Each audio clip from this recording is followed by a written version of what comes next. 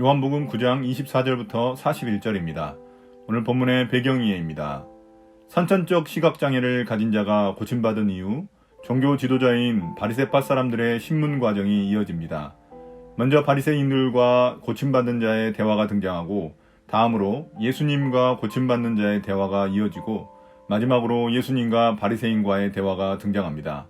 특히 예수님과 고침받는 자의 대화를 통해 예수님은 자신이 메시아이심을 밝히시고 고침받는 자에게서 경배를 받으십니다. 24절부터 34절입니다.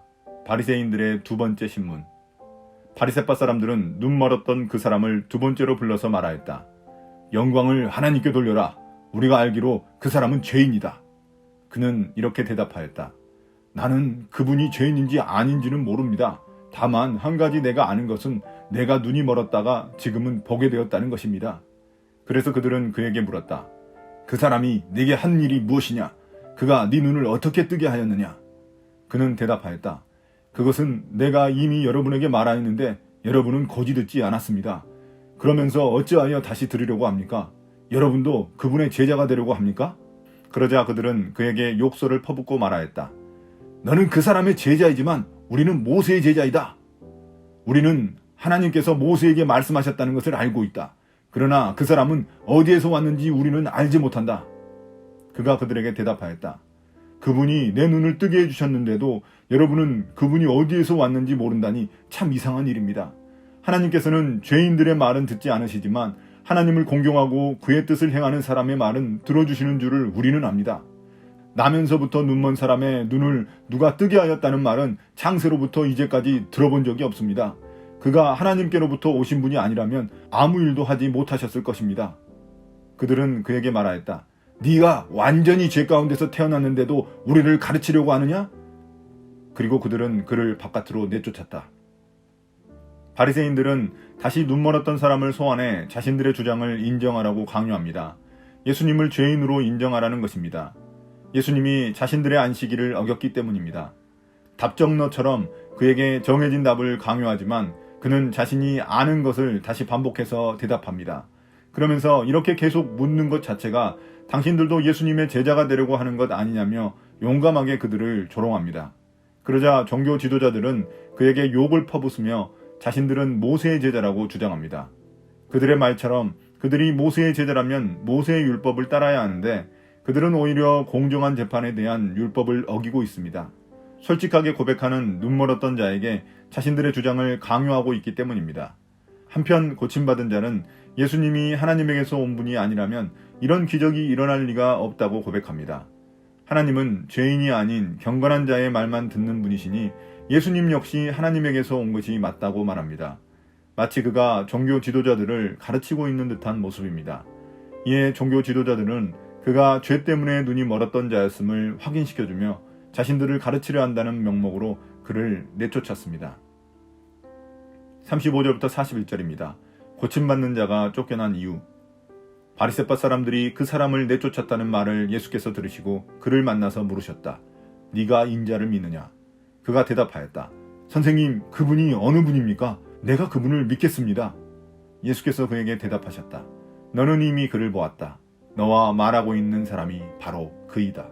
그는 주님, 내가 믿습니다 하고 말하고서 예수께 엎드려 절하였다. 예수께서 또 말씀하셨다. 나는 이 세상을 심판하러 왔다. 못 보는 사람은 보게 하고 보는 사람은 못 보게 하려는 것이다. 예수와 함께 있던 바리새파 사람들이 이 말씀을 듣고 나서 말하였다. 우리도 눈이 먼 사람이란 말이요? 예수께서 그들에게 말씀하셨다. 너희가 눈이 먼 사람이라면 도리어 죄가 없을 것이다. 그러나 너희가 지금 본다고 말하니 너희의 죄가 그대로 남아있다. 그 사람이 바리새파 사람들에게 쫓겨났다는 말을 듣고 예수님은 그를 만나서 물으셨습니다. 예수님이 그에게 인자를 믿느냐고 물으시자 그는 그분이 누구인지 자신이 믿으려 한다고 대답합니다. 이에 예수님이 그 인자가 바로 나다라고 말씀하시자 그는 예수님께 엎드려 절하며 자신의 믿음을 고백했습니다. 인자란 예수님이 요한복음에서 자신이 메시아라는 사실을 드러내실 때 사용하신 칭호입니다. 그는 육체의 시력뿐만 아니라 영적인 시력까지 얻게 되었던 것입니다. 눈을 고침받은 후 그는 처음에 예수님을 예수라는 이름을 가진 자라고 인식했고 그 다음에는 종교 지도자들에게 예언자, 하나님에게서 온 분이라고 했으나 이제 예수님을 인자, 메시아라고 고백하며 경배하게 되었습니다. 그러면서 예수님은 자신이 이 땅에 오신 목적을 분명히 말씀하셨습니다. 예수님은 이 세상을 심판하러 오셔서 영적으로 못 보는 사람은 보게 하고 본다고 주장하는 사람은 못 보게 하려는 것이라고 말씀하십니다. 예수님은 앞서 자신이 세상을 심판하러 오신 게 아니라고 말씀하셨지만 예수님의 존재 자체가 믿음과 불신앙을 갈라버리기 때문에 믿지 않는 자는 심판이 예정되어 있는 것입니다. 한편 바리새파 사람들은 이러한 예수님의 말씀을 듣고 자신들이 눈먼 사람이라고 하는 것이냐며 따졌습니다. 그러자 예수님은 차라리 눈먼 자처럼 육적인 눈이 멀어 아무것도 보지 못하는 사람이었다면 믿음을 갖기 더 쉬웠을 텐데 지금은 자신들이 눈으로 본다며 아는 척을 하니 죄가 그대로 있다고 말씀하셨습니다. 오늘의 묵상 포인트입니다. 첫 번째, 예수님은 누구신가? 예수님은 우리의 예배를 받으시는 분이십니다. 눈먼 자였던 그는 육체적인 눈만 뜬 게 아니라 예수님이 누구신지 아는 영적인 눈도 뜨게 되었습니다. 이처럼 우리가 예수님을 제대로 예배하려면 영적인 눈이 뜨여져야만 합니다.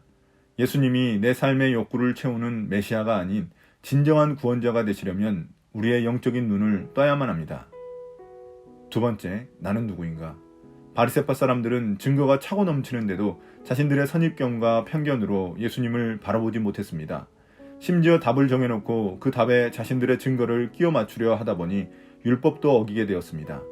이러한 고집과 편견이 그들이 오랫동안 기다리던 메시아 예수님을 제대로 알아보지 못하게 만들었습니다. 우리가 신앙생활에서 가지고 있는 고집과 편견은 무엇인지 생각해 봅시다. 오늘의 기도입니다. 주님, 아직도 세상에는 영적 어둠 가운데 있는 눈먼 자들이 있습니다. 그들에게 진리의 빛이 비춰지게 하여 주십시오. 그 빛의 통로로 우리를 부르신 줄 믿습니다. 주변에 아직도 영적 어둠 가운데 죽음의 증상을 보이는 사람들에게 복음을 담대히 전하게 해 주십시오. 예수님 이름으로 기도드립니다. 아멘.